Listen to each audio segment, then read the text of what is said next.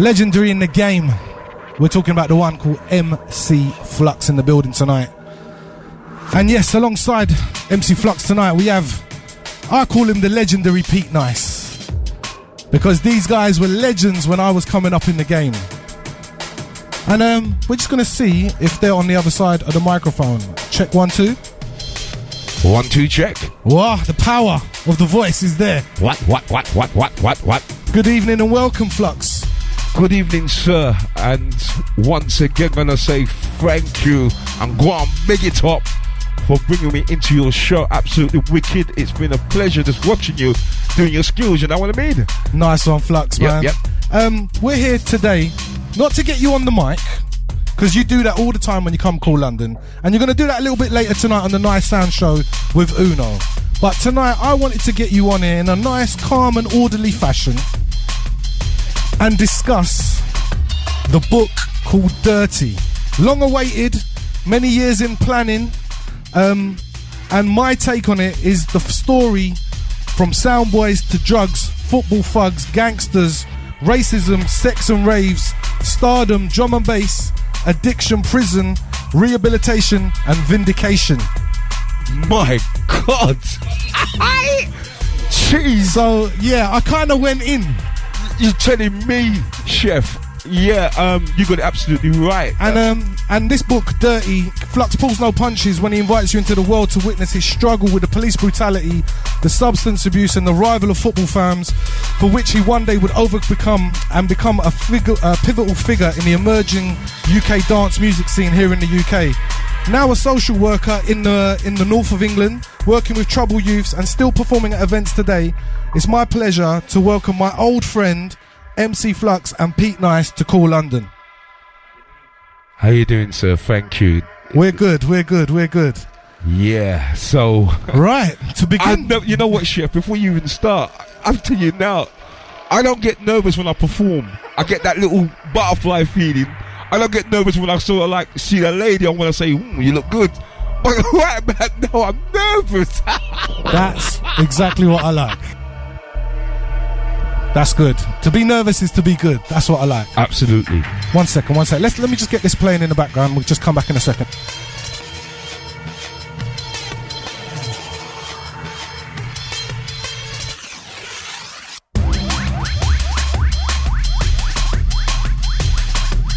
That's better. I can see you guys now. Right. As I said, Pete Nice in the building, Flux in the building, and we're going to kick off tonight's interview by discussing with yourselves, when did you first meet each other? Pass the mic to Pete Nice. When did you first meet this character? Well, back in the 80s, really. I mean, like, both grew up in Croydon, Fulton Heath. Southside. Yeah, Southside, you know. And Flux, my mum and his mum were friends anyway, so you know, bumping people on the street and that all the time at parties. And we just kind of like started hanging out with each other, really. So what age group would you say you was then? 14, early days, yeah? Yeah. So moving on from, like, you know, your early relationship as youngsters, teenagers, why to write the book now?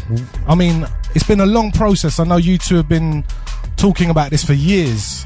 But Pete, like, because you're the man behind the words, you're literally the author, the writer behind it, you know, and you kind of translated Flux's experiences into this book. That's right, yeah. Why now? I think it first started about when he was in prison. He was writing letters to me. It was in a very bad place at the time, as it is, like, when you're in prison, you've got a lot to think about.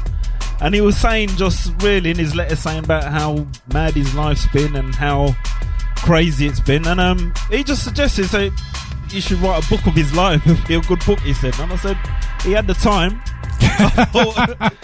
You might as well use it constructively. Use it constructively and just take your mind off the situation he was at, really. Right. And Flux, quickly, like, was it an ambition to write a book, or was it just through conversations with yourself and Pete that it kind of got to that level? I think conversations in my head. Solitary, yeah? Well, yeah. No, not really. I would say mostly. Do you know what, Chef? When you've done so much with your life, and you like, whether it be positive or negative, you seem to think, can I get this down into words? And I think when I went to do my incarcerated, my last stretch, I should say, I had a my sort of like offending officer come up to me and read my probation report, and he looked at it and he came to me and goes, you're somebody who can give something back. And I didn't quite understand what he meant by saying that. And he said, you know, use your time in here and get it out there to prevent or support, or just use what you've been through to others. And that's when I probably started to write the letters to Peter and say, look, like I was in the dark place, and like, what am I going to do? You know, the loss of a career, a loss of a mortgage, a loss of a wife, a loss of a lot of things. And that's when I suggested, shall we like put something down into words?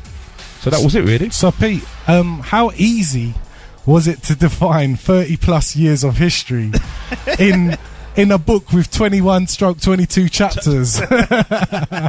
How much got left on the editing room floor? A lot was left out. I mean, there was a time when people started to learn, like people that we knew, learn that we was doing a book. Yeah. I was getting phone calls, and I was like, boy, Pete, I don't know about this book. You know? I don't know about this book. Was people worried about what was was going to be in the book? I guess there was a few. Yeah.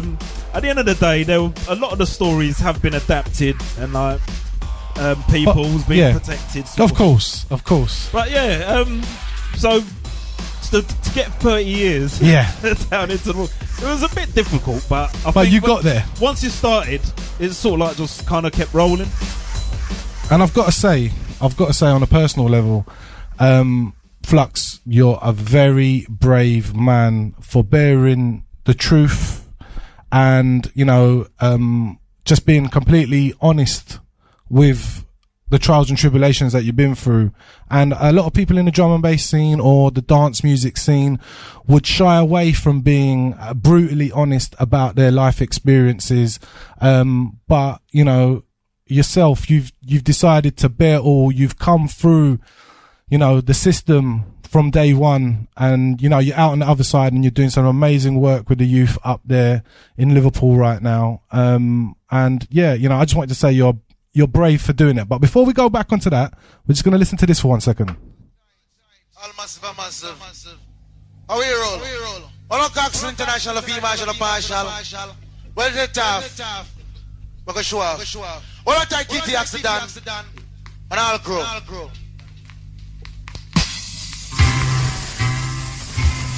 We're touching back 1983. And we're going back to history. Serradics. Okay, let's start off in Serradics, yeah? The book talks about your times in the sound systems. And was this the vibe, right? Coxon. That's right. So we take it back to the Box Boy days. How old was you when you first joined Serradics? How was I? Pete Nice put me through, really. At the Serradics days, we were Box Boys, but we were always. They were like the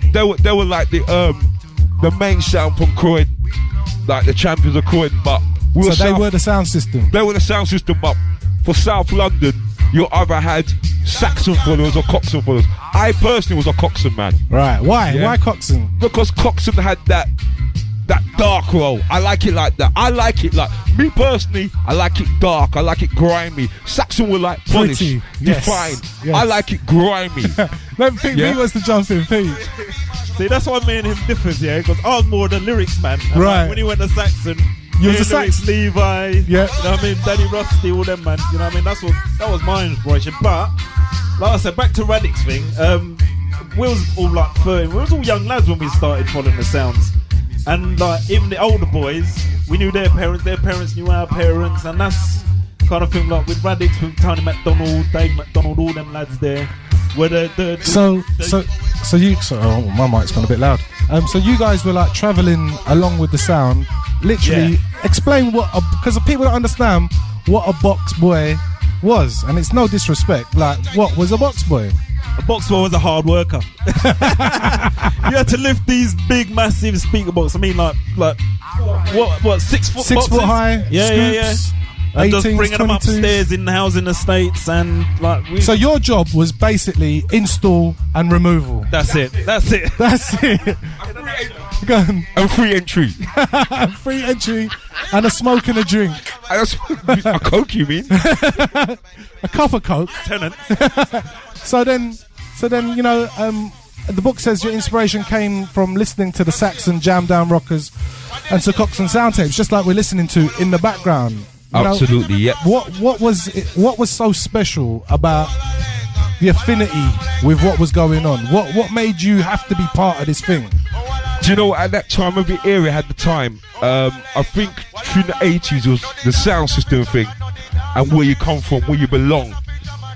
And I think about playing the dub plate, or whether it's a dub plate, a special what no one had, what people do today, the first to play it. And Coxsone for me were like DJs.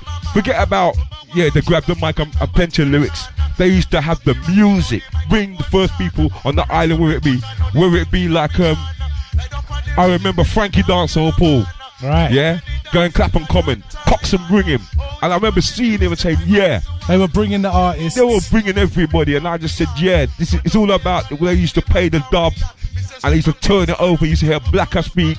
Whether you hear IP, RIP, or whether you hear Tenor Fly, or whether you hear Fathead. And that was the early days of it all. Of course. I'd even big up the next crews gonna come in there. Dima Rocker Flinty Bantan from the Unity Sound. Yes. I remember watching plenty of Clash with them, and like that's why I salute them. You know That's what I mean? right. They're gonna be up here a bit later on. Yeah. We're gonna fast forward now to Young Senator. Young Senator, being the Box Boys, it was time for you to create your own movement. So Young Senator come around, and I believe the MC lineup: Beaver Banton, Colonel H, TJB, Spongy Irie, aka Pete Nice, who's sitting right by the side. And the reason it was called Spongy was because, why was you called Spongy? I know. What was it? Because the hairstyle's a little bit different now. It was there was a kid at school called Paul Batchell, and he started calling me because of the size of my afro. Was your afro big? Yeah. Yeah, it was really big. Yeah. So Spongy come from the afro. Yeah, Spongy come from there. Yeah. Right. So who else was involved? So we had Spongy, and then we had Little Boy Blue, and obviously Daddy Flux. The funny thing about it, Little Boy Blue, yeah. He was a guy called Jason Gibbs, who's Arsenal Kieran Gibbs' dad. Oh, Kieran Gibbs' his dad, yeah? Wow. Yeah. Blessings. So, so that was us. We was, and the thing is as well, the sound thing was also a lifestyle, because we was like these street urchins, kind of ragamuffin kind of crew, do you know what I mean? Yeah. So that's how that come about as well. And like Flux, Fluxy was what was yours called? Sellers. It was the Sellers boys that set it up. Right. So me, and a couple others. We was from a different school. Right. But like we was all with like we buck up with Fluxy and that, and then we started. That's how we started going around with them. And then Crucial Danny and Daddy Fatman. So they were the controllers, yeah. Yeah. They were the operators. Used to say selector, yeah. Yeah, selector. Like a Muscle the Chubba ranking. But you kind of started off before you held a mic. You were the tune selector. Yeah, I mean that's what drove me to it. When I used to see like whether it be Gappy Dread or Blacker or Musclehead or Trevor Rankin. Got to shout out Sugar Alex as well. Sugar Alex, he was like the soul selector. Yeah. I used to like the way they used to put the tunes together. And we said, when we're going to set this sound up, we're going to spend some money on it. We're not just going to like bag up a box and just say, yeah, our sound system and grab a microphone. We wanted to cut dub plates. So we searched and we cut dub plates. We cut Killer Man dub plates. So when we played, we didn't just play, we played our dub plates. Because we spent money. Right. So revoicing things like Sleng Teng and... Yeah, we had all that. So going up against sounds like Quadraphonics and TK and... Do you remember them clashes? Do you remember them like... Do you remember them, or were they that far away that they were just a memory? I think it was my pinnacle, really. Yeah? Was that like the pinnacle of sound systems? It was like a tree sound local clash, and we just... It got heated. Because the Brixton boys come down, the Stretton boys come down. So it was literally a South Territory thing. It was a South Territory thing, and they come down to Fulton Heath, and it was like vibing. And when it's tree sound clash, like what the people see today, like what they witness, it was just like that. But it was tense. Yeah. It wasn't like happy. It was tense. because you had your groups on each side, like whether you're supporting them and like no one in the middle. So we're talking 84, 85, 86. So when it was kind of getting to 87, the Rare Groove and you lot kind of grown up a little bit more and kind of started dressing a bit flashy, looking for the gal in the rave. The dreads start flashing. Yeah, so the dreads started growing. So the afros moved and the dreads started growing. Yep. And then let me touch this one down and then let me play this one on the other side. Then we got to, hold on. Yeah, I got to stand up. I keep sitting down, standing up. I'll get this one right. Here we go. Right, there we are. Now back moving on from where we was at the Rare Groove days. So moving on from the Rare Groove days, we then kind of appear around about 1988, and then we move forward to like 91. I'm only fast forwarding because of the time. Then we move to places like Slammers, and following MCs like MC Kool and Deadly. How did you come across Kool and Deadly? Kool and Deadly was, for people who don't know, was Groove Riders and Fabio's first MC. That's who he rode with them. And Kool and Deadly was someone who inspired me in a wicked way. The way he rode the mic was, if anybody knows Groove Rider and Fabio, they do not like MCs, but they would roll with them. Kool and Deadly controlled the mic in a way like, and we're talking acid house. All these guys, he was far ahead of himself. He's way ahead of himself. He was advanced, and Groove has never taken the MC. Even like the likes of me. Okay, fair enough, we're a friend, and he took me on board. But Kool and Deadly, who he looked to, if Groove played, Kool and Deadly will be there. But people who don't know, and he rode the mic neatly. Believe me. So he was the MC on the tapes. Yeah, that you would have in the car constantly. Yeah, especially up north. I mean, like I said, that's when we were like going up and down north of England, up and down, everywhere. So during that time, the BPM started picking up. You lot was out there in the dances working, and for the man who know the teams out there, you know what I mean by working. Yeah. All the crews were out there earning their money. They saw an opportunity to make some money. Coming from where you come from, you saw there was an opportunity. So all the teams were out there working and just partying and having a good time during the early part of the 90s. Then you come across Colin Dale. Yeah. How did that happen? That was Sturms already. Before them, I was like on the south coast a lot, working a lot. I mean, I was doing regular nights at Stearns. Yeah, down in Worthing for those. That's right. For those who don't know, Worthing Stearns. And I bumped into Colin Dale when we were doing like Bryant Centre. And also, he was another Croydonite, right? He was another. Yeah, that's right. And he was on playing on Kiss FM at the time. And I just linked. It just happened to be a link. I picked up the mic, and I sort of suit his style, the sort of techno rolling, and he sort of like took me on board. And usually, as you know, I became his MC. Yeah, his MC. Then the legendary Techno Dreads were born. That's right. So the Techno Dreads were pre-Internati. This was the pre-Internati. That's right. So as we keep on moving forward, you've now been going across the kind of dance music scene, working with Colin, working at some amazing venues up and down the country. Then you start to work with Caroline. Caroline from Unique Artists. Yep, that's right. And I think you were one of the first. The infamous Caroline from Unique Artists, yeah. Big up Caroline, man. Enough love. Zoop. Absolutely, and she started getting you work at places like Innocence, which was held at Laserdrome, Fantasia. Gigs left, right and centre were coming in. And then you, by chance, you started working with Two Bad Mice. Yeah. By accident, through a non-booking or something. Yeah, an MC never turned up, and I forgot his name again. MC, he didn't turn up, and Mensa, R.A.P., came up to me and said, "Listen, these guys ain't got an MC. Could you do it?" Because I was like, there was an MC there. So Rob Playford come up to me from Moving Shadows. Yes. Said, "Yeah, would you like blah blah blah?" Jump on the stage. They were performing Bomb Scare at the time. Yeah. And which is a legendary tune. Yeah, absolutely. Legendary tune. And I jumped on, and the performance went so wicked. I was like, this can't be happening. And straight after that, so like 2 weeks, I said, listen, we got a tour America. Are you ready for this? So, excuse me?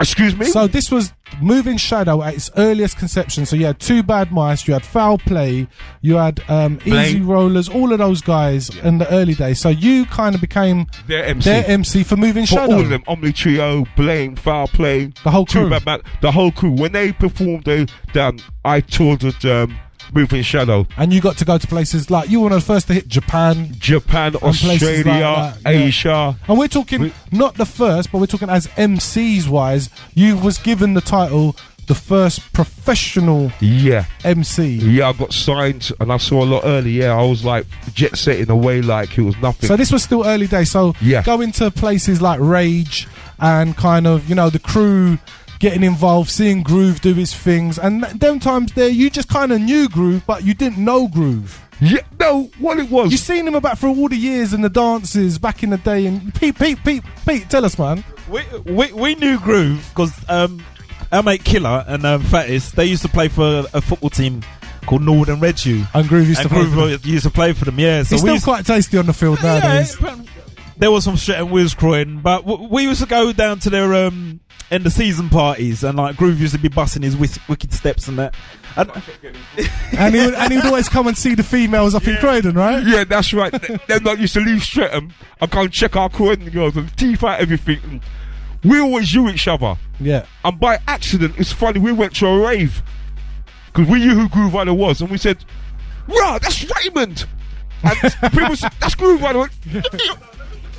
Good. What happened was, I think we was getting the tickets at Sunrise, remember? And I was in Paul and Dave that used to sell the tickets in Brixton. So I was in the flat there, and I see Ray sitting down on the sofa. What's he doing here? But he told me, he said he was a DJ. He was playing there, right? No, he was DJing, but he was just there because that was just like a hangout for all the first lot of people that was like DJing and the VIP lot. And but I knew his name Groove Rider from the Rare Groove days. Right. But I didn't know it was him. Until I see him sitting down, he handed me a flyer and said that he was playing somewhere. And I was like, Ross, you're right. That's you. Yeah. And then as I said, the term Internati was born and conceived in those kind of early Rage days. Yeah. And you know, we now know, you know, for years it eluded me. Why are they called Inter? What is it about the Inter? Why are they Inter? And then obviously I'm not telling anyone. Do you know what I mean? Was the That's thing. right. But there was a million rumours, and I think you know the ones I'm talking about. Yeah, you need to read the book to get. Yeah, I'm directing you back to the book because if you really want to find out what was going on, you got to read the book. So let me just say. Pete. There's a reason why I'm called Pete Nice, because I had nothing to do with it. Because you was too nice, Pete. Pete was too nice. So we're flying through the times now, and as I said, the Internati crew started becoming a team, and it started becoming together, and then by that time we're reaching like 93, 94 times. Flux, you're flying to Germany on a regular. Yeah. You know, out there, like, was it MS Connection? Not only that, I was working for a guy in Stoffel in Berlin, and I was out there doing all the clubs every week, really. Yeah, you was a regular. Yeah. And then, you know, as we said, you hit the States and stuff like that. And then, as things progressed, the crew started to progress. The crew then started becoming a team. Do you want to just give a name check to the Internati crew? We're talking about stage one. Right, we're talking about stage one. Do you one. want full inter? No, I want part one, and then we're gonna go to part two. Right. If for people who recognise going out, you had Groove Rider, So Cool coming from the side, Fabio, if you want to mention that. Bailey, Jumping Jack Frost, if coming from the side, if you want to mention that. Yeah. You had but the direct crew, direct inter. Yeah. You had like Face, Yep. Killer, Yep. Pete Nice, myself, Danny B, Juice, Inchai, Yep.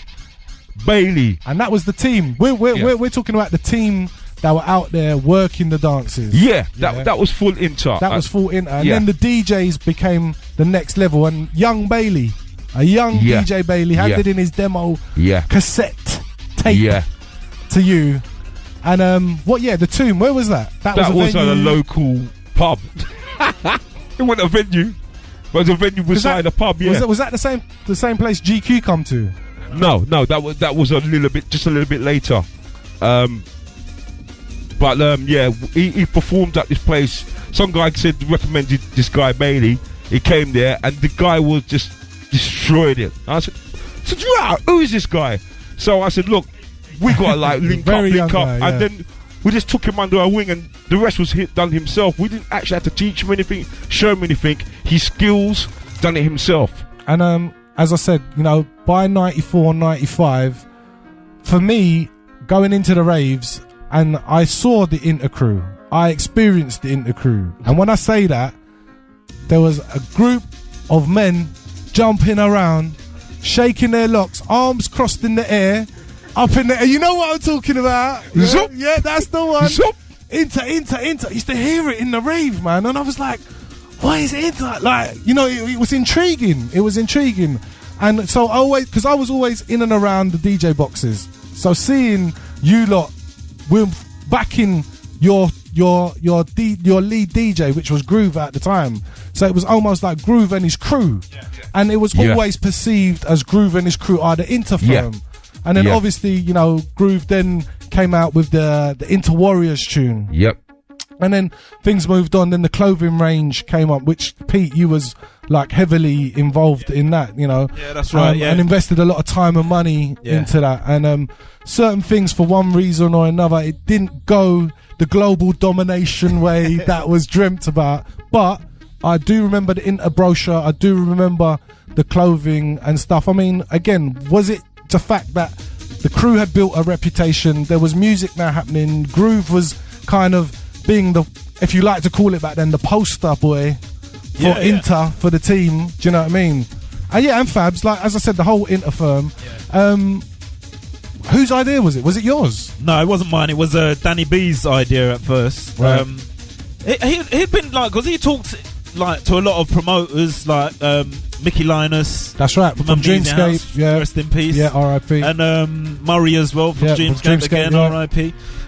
So he was talking to them, and like he just and they were big in the merchandising. Yeah, that's right. That's right. They were big. And then he come up with the logo, and we just sort of like we didn't really think about it. I mean, if we'd have sat down and more planned it, then who knows? But we just went out with it. So we were gonna. I always wanted an Inter record bag. You know, one of the things I just always wanted one. Yeah, we sold everything. You know, we put the logo. So on any of the stock still lying about? G-string. everything. But so we move again, and the rivalry, because you was a big South London collective, and me being from East, and and the D Underground crew. Here we go. Right, you know what's gonna come next. Here we go. Was the infamous Here we go. D Underground versus the Inter crew football matches.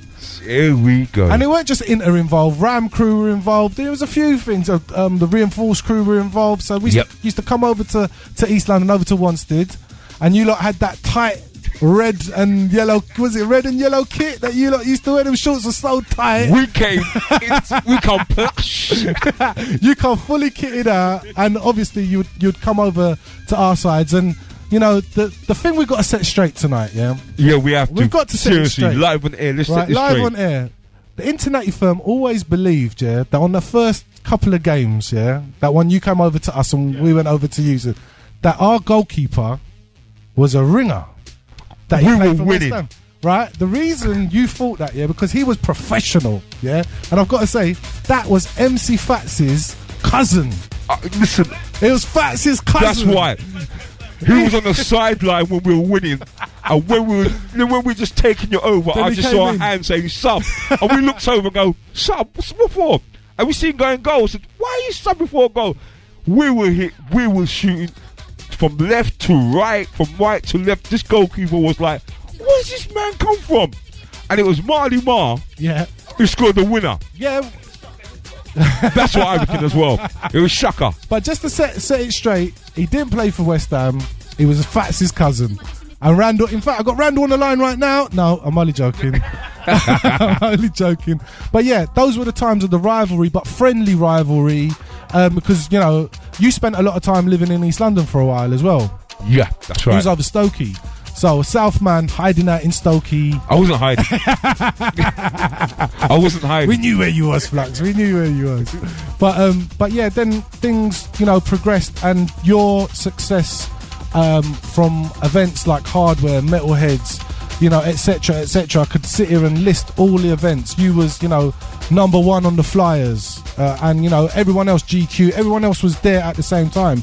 And you know, we hit 1997, and as I said, it was a time for me where I was going out and I was seeing you. And would you say that was the height of your drum and bass times, where life was like, it was happening for you? Yeah, I mean, yeah, of course, when you can afford to buy your own house with your partner because of your what you do for what you work, then you know that you're in something good. And yeah, but unfortunately, with great success comes trials and tribulations, and we're gonna, and that's right, devil makes work for idle hands. And where you was busy working, you had a lot of downtime, there was a lot of things going on, and with the trappings of success in the music industry always comes sex, money and trouble. Yeah, exactly. So we're going to touch on it.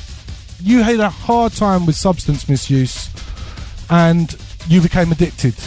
Yeah, that's right. And it wasn't, 97 was kind of the start of it, but it wasn't where you kind of, it wasn't, as you explain in the book, it wasn't the Zammo experience for you old enough to remember Grange Hill, where you took it once and you was addicted the next day.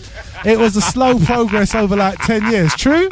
Yeah. 10 years, and you know, covering it, coming, performing and dancing, and all the same at the same time. I did mention Gangsters, football. All of this was running parallel with your life. I mean, you used to run with an infamous firm with the Crystal Palace team. Yeah, well, I won't touch that too heavy. We became an infamous firm.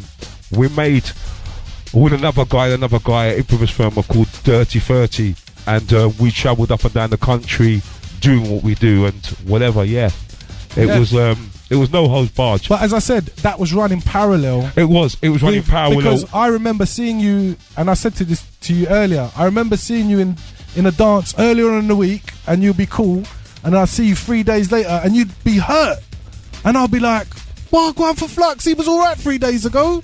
But obviously I didn't know you was still running with the football folk thing.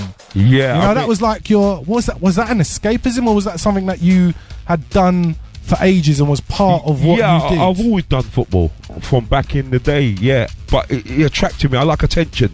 If anybody gets to know me, I like attention, and I get it any way I can get it. So when it comes to the football, it's got nothing to do with I'm hard or I can like do anything. I'm just not scared. Yeah, we're not glamorizing. I just want to say I'm not glorification. No, we're just understanding. We're just understanding the way I used to think and the way I was. I just loved it like that. It doesn't matter what we went up against. It's just the whole idea of like, we want them, they want us. End of. And then by 2000, so by the next 3-4 years, the addiction had really got hold of you. Yeah, I think the pinnacle time of my addiction came from when I done a tour in Australia. That was the one that I've got to say, as a fan and as a friend, we all heard about that one. Yeah, I mean, I suppose when it hit me, I mean, like I said, there's a lot of detail, really detailed in the book, what happened and what I had to go through out there. Yeah, I urge people to read that part in the book to really understand the complexity of substance misuse. Absolutely. But again, running it while you're leading this A-list lifestyle. Champagne and flash cars and Ferraris and all the trappings. I wouldn't say Ferraris. Yeah, well, we're talking about the Goldie days. Yeah, absolutely. About, you know, I live life good, but like I said, I mean, just to finish off what you just said about the Australia thing, when I came back, what I had to go through when I came back, I remember I was performing at Bournemouth Opera House, and before I went on, I bumped into Hype, and the Hype stopped me and go, yeah, you're right, Flux, and you know the normal thing when you see a DJ, he's come out and he goes, he pulled me, goes, Flux, I heard some things, man. I go, what? He goes, boy, I heard some things in Australia, like, and I put my head down, I went, oh no, it's all gonna come out now. And I said, he goes, and he looked at me, and I looked at him, and he goes, Flux, man. And that's when it probably hit me. I'm thinking, what have I done?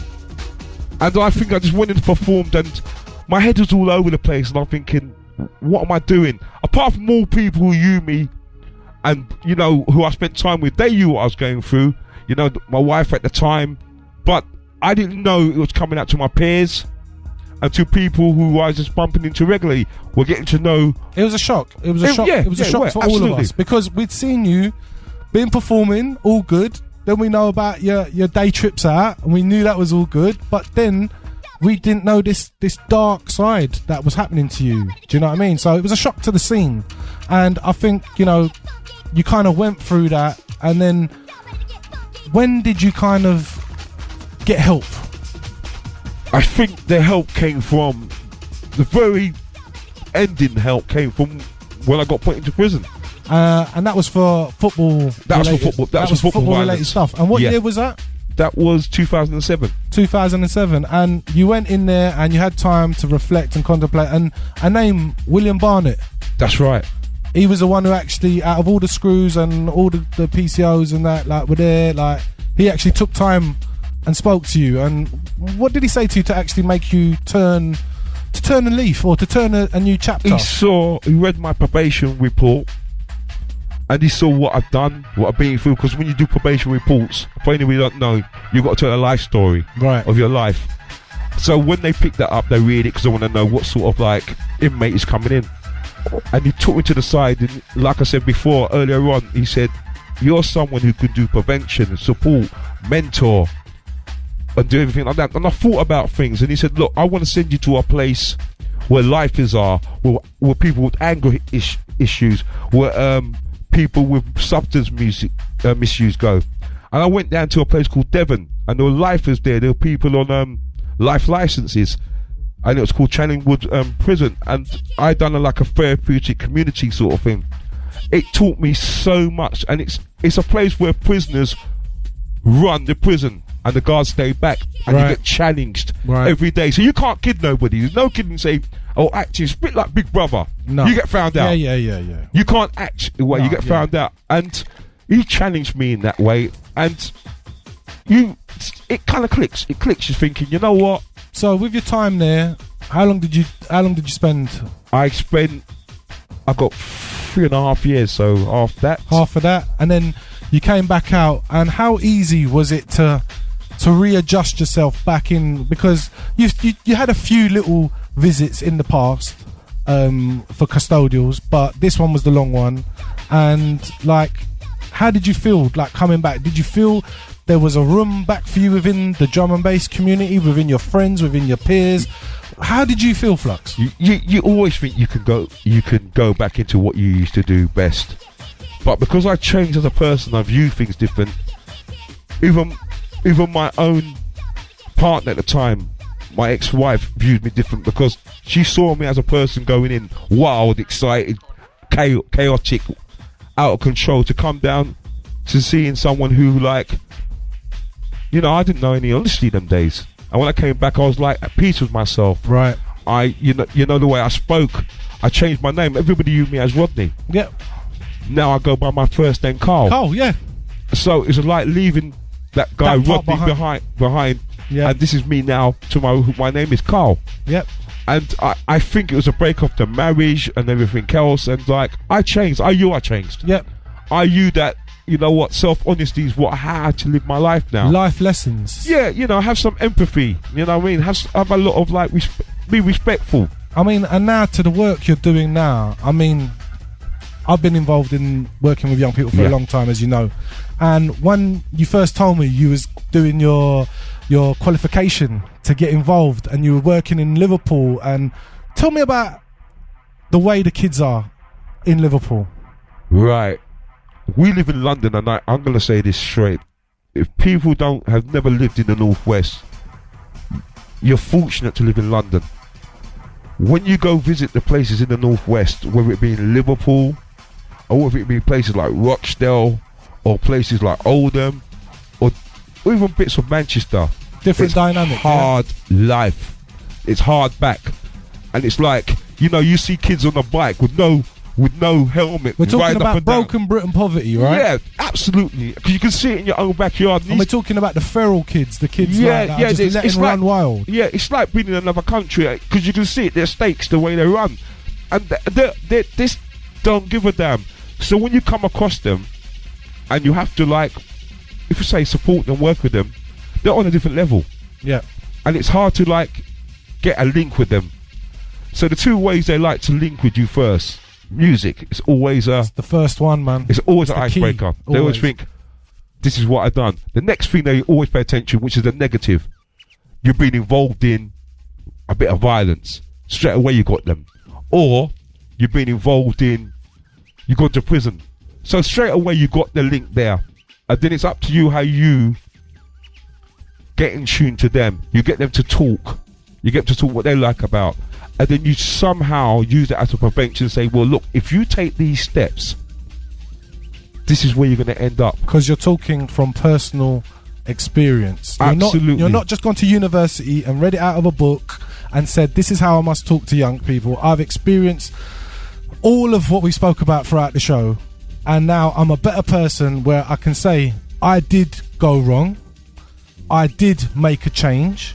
And I'm now making a change for the future generations. Yeah, absolutely. Because once again, you know, now I'm out, but I can never like immigrate to Australia or go to America. I'll never get a visa to do my work. Because of your past convictions. Because of my past convictions, yeah. I can never somehow go in a show because I've been in prison. Because it's so things. It's a prison system. Yeah. Once you enter the prison system, it becomes it's a knock-on effect. Yeah.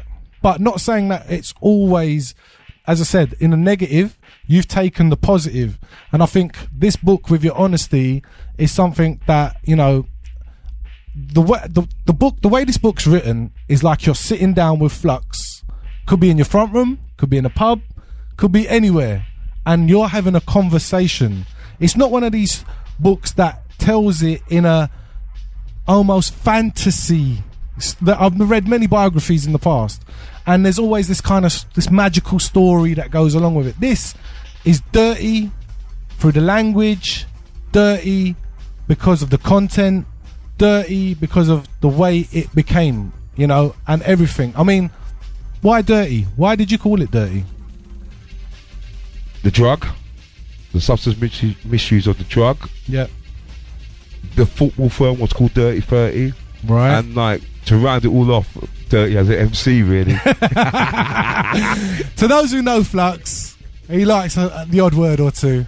But you know what, Flux? We could sit here forever. We could. Pete, get nice. A blanket.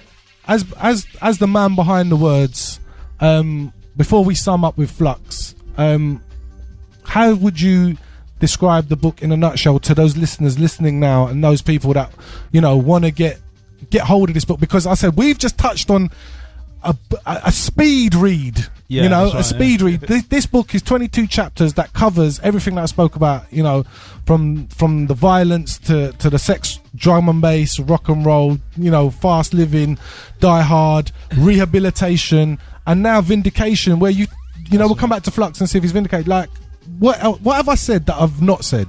No, I think you've summed it up greatly. I mean, you've covered everything, really. I mean, the topic and the title that I had, apart from Dirty or Under the Dirty, was A Journey Through the Years, Music, Violence, Money and Drugs. And yeah, basically that's what it has been about. The vindication comes later, of course. Yes. But the content is there, and basically that's what we've covered. All right, and Pete, before we finish up with Flux, how can people find the book? What's happening? I know there's a couple of launch parties planned. The book's in production. It's, you know, it's all there. It's so tell people a little bit more, like, you know, Twitters and Facebook pages, and you know, you can handle. Well, basically, because it's a self-publishing thing. I mean, we're novices in this, so we've got the guys at Memoirs Publishing, who Chris Newton, the editor, he's edited it.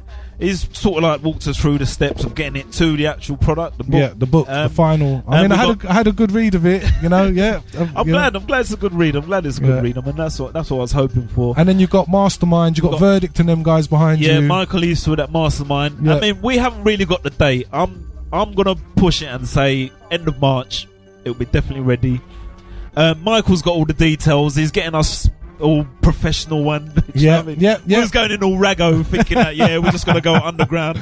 But Michael's got us on a level head kind of thing. So we'll have more. We'll announce everything on Twitter, on Facebook. There's definitely going to be a series of launch parties. Yes, we have one in Croydon. Flux, I think Flux, you were going to talk about that. I mean, like I said, because we had a lot of interest. We had people up north come up to us called what were they called? They're called Hurricane Films. They were from Channel 4 production, and they look at the concept of the book, and they were thinking of like, maybe, we don't know, because they were still waiting of making a production of a film or whatever, but they're interested in it, so that's good to know. If nothing comes of it, it's neither here or there. It was just nice to know these people were like, wow, there's a concept here, but what line do we go down? So we're waiting on that. What date do you reckon the book's going to be out? Well, like I said, Pete said End of March. End of March, you'll start to see it a lot more. Yeah, because like I said, Michael, the mastermind, they holding it back. There's like going to be like a film edit sort of thing coming out. Little promo video. Loads of promo videos coming out and everything else. Launch dates, right parties. We are going to have a launch party in Croydon, my hometown Croydon. Yeah. That's going to be for like, that's going to be like all genres of music. It's going to be like friends, family, loads of people. Flux and friends. Yeah, but I myself, I've got to bring it back. I said to myself, I'm glad we're going to have that, friends, family, whatever. Yeah, you know, yeah, this book is signing. Your life. Yeah, the book signing thing, all that. Yeah. So all that's happening. I just got a text in. It says, big up the Dirty 30 Eagles for life. Tell Flux I see Danny Foley the other day from Big Nev. To Big Nev. That's a blast from the past. Another text just in from Kool's very own DJ Russia. Says, great interview, big up UK Raw, Lady Diamond, locked in. Sounds like great content in the book. Everybody that I'm reading on the screen as we're talking, they're putting up links right now. People are talking about addiction is not fantasy, addiction is reality. Trust me. Out to my boy Dips, he knows. Trust me, I know he knows. But yeah, I mean, the response just by looking at the screen to everybody, out to Reclamation, everybody sending in their love and blessings and greetings to both of you for coming up here tonight. So just quickly, your Flux is Dirty MC Flux. That's your Twitter, right? That's right. And Pete Nice 66. And is there a Facebook page for Dirty? Have you? What's that? Give it to Pete. Give the mic to Pete. Yeah. It's Facebook Dirty MC Flux. So just Facebook / Dirty MC Flux. Dirty MC Flux. And watch this space. Yeah, for real. Yeah. Like I said, I had to bring it back, and there will be a drum and bass night.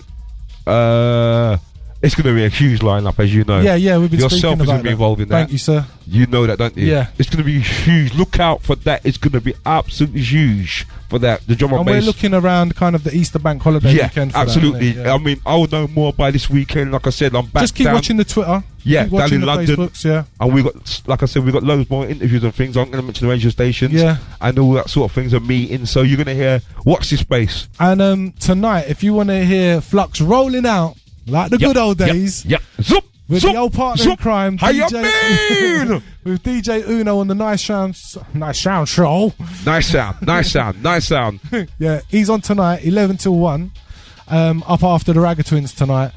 Boy, we've got 10 minutes left. That leaves me to say thank you very much, MC Flux, aka Rodney, aka Carl, aka Rodders Fish. It's been a pleasure, Chef. And Pete Nice, aka Spongy Irie, which I found out while reading the book. It's been a pleasure to have you both up here tonight. Thanks, been great. And yeah, I was about to say, big ups. Let him say his big ups. Big up to Terry Ellis, the face. He said I wasn't going to mention him. Also, Jimmy Hackett as well. I know he's been following us. Yeah, he's on the Twitter as well. Good boy. Yeah. Go on. He's pulled out his Grammy award-winning. And my wife as well, Ashley. Yeah, she's been there. I got a list like a Grammy. Like I win a Grammy. Listen, I'm gonna big up Groove Rider, Fabio Bailey, DEC, Demon. To my boys, Arthur, Paul Gaynor, Leroy, Alison, my sister, Sonia, my sister, my brother Howard, Tyra, my brother, Robbie, Danny Rose, Face, The Killer, D, Nifty, Inchai, Tony Roots, Lily, Nikki, GQ, Gola Bay, massive thanks to you. The MC Singing Facts, bless up. DJ Randall, Too Hot to Handle, Team Frost, bloop, bloop. DJ Pitch, MC SAS back up there in Liverpool. Andy J, your time as well in Liverpool. The 100 Monkey Crew, Rubber Glove, MC Energy and Stacy, the Fantasia Massive, We Are You Rave Who Like, are my agency. And I'm just going to say thank you very much to the one and only big time rolling DJ Chef, are your main Zoom. We are rinse up proper. Watch it. Blessings, man. It's been a pleasure, and as I said to everybody, I really encourage you all to grab this book. It's one for the shelf. You know, there's not many people in drum and bass that are brave enough to step forward and actually bear the truth of their life. You know, it's a little bit sometimes fantasized, but this is definitely a book to be put amongst the rows of artists, and I think this book is going to inspire a lot of people within our industry to have their book written. I've spoken to a few people and like, boy, by the time we did my book. So I think you've kind of kick-started something. Do you know what I mean? I got a message from Fats just now. He says, bruv, it's a West Ham thing. Shut it, son. We gotcha. out to the singing Fats. And you know what? As I said, if you want to hear Flux a little bit later on, he'll be on tonight with DJ Uno. But until then, I'm going to roll out some tunes. And from me, Flux and Pete Nice, thank you very much, guys.